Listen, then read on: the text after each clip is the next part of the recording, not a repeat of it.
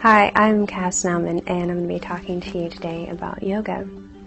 Yoga means to yoke together, and in Sanskrit it means to unite. Yoga has been around over 6,000 years, and about 2,000 years ago there was a guy who put it into the Yoga Sutras, and since then there have been many different types of yoga that have come into existence and many that are practiced today. There are unlimited benefits to practicing yoga, which expand into the physical, mental, and eventually the spiritual if you pursue that path. It increases flexibility, increases suppleness, can increase your strength, and makes your movement more graceful. Yoga also cleanses and conditions multiple internal organ systems. It can improve your digestion and also leads to mental clarity. Yoga can alleviate anxiety, emotional tension, and mood swings. It can also address physical ailments, very specific physical ailments, such as body aches, back aches, neck aches, PMS, IBS, and a variety of other ailments. I feel more peaceful, more clear-headed, and generally happier with a general sense of well-being than I felt before I practiced yoga. Another focus of yoga has to do with your breath, and with correct breathing, you improve multiple things immensely. It helps get more oxygen into the red blood cells. Also focusing on your breathing increases the way your heart functions as well as your lung capacity. When you're focusing on your breath, you want to be sure that the inhalation and the exhalation are of equal duration. You want to focus on the breath through the diaphragm so it expands fully through the kidneys, and you should feel it expand all the way down through the lower abdominals through the kidneys.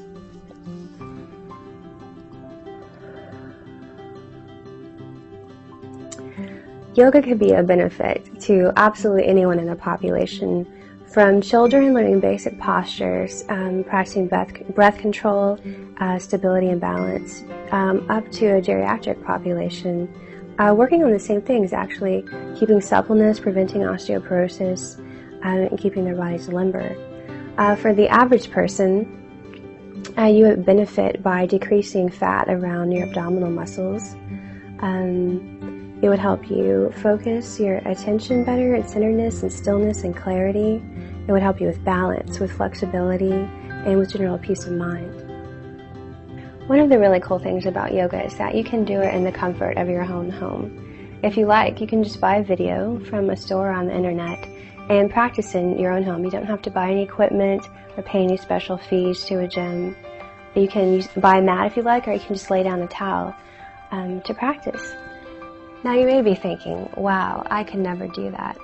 But yoga is the perfect answer to that, because yoga will increase your flexibility every day that you practice.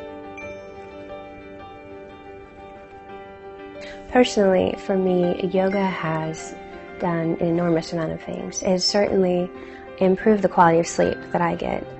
The neck pain I used to have is virtually non-existent, and when I do experience neck pain, when I go through a few yoga postures, asanas, and into relaxation, everything always tends to adjust itself and alleviate the pain.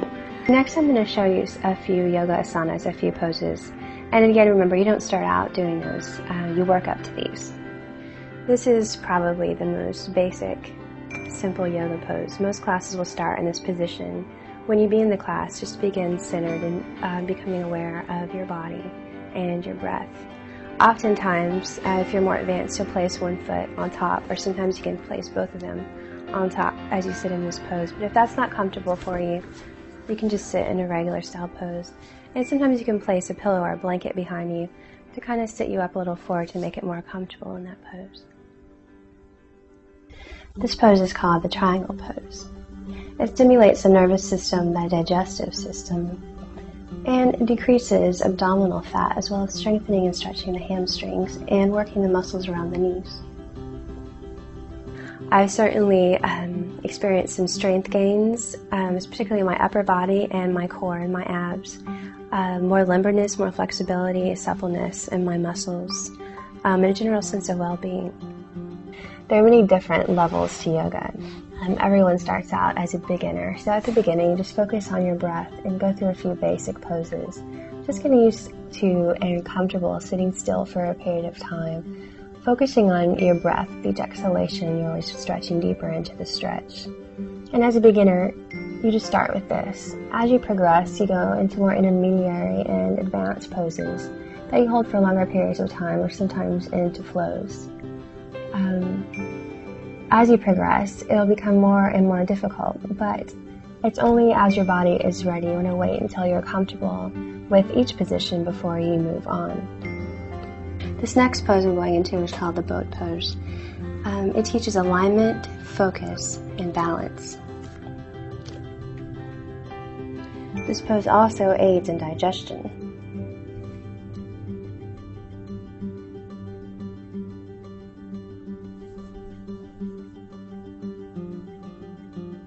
This next pose is called the tabletop. It strengthens the lower body and stretches the upper body.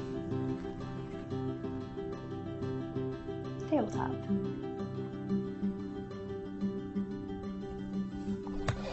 This series goes from down dog into up dog.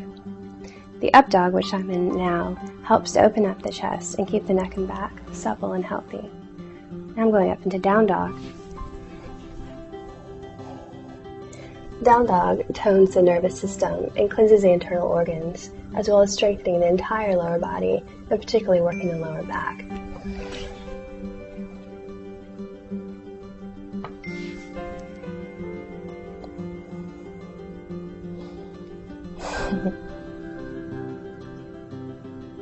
Okay, this pose is down dog again from the side view.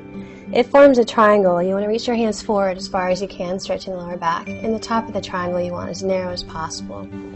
From here, you're bending the knees and the elbows and going into up dog. Back into down dog. And on your exhalation, up dog. During the periods of time at the end of yoga, when I'm just lying in corpse pose, you can meditate or not. I find a lot of mental clarity. Answers to questions that I've been debating come to me during those times, as well as inspirations for creativity. This pose is called child pose. It's often the way fetuses are in the womb. It helps to stretch out the pelvis, the knees, and the ankles. It also stimulates blood flow into the pelvic region. You can also do this stretch with your forehead on the floor. It's very relaxing.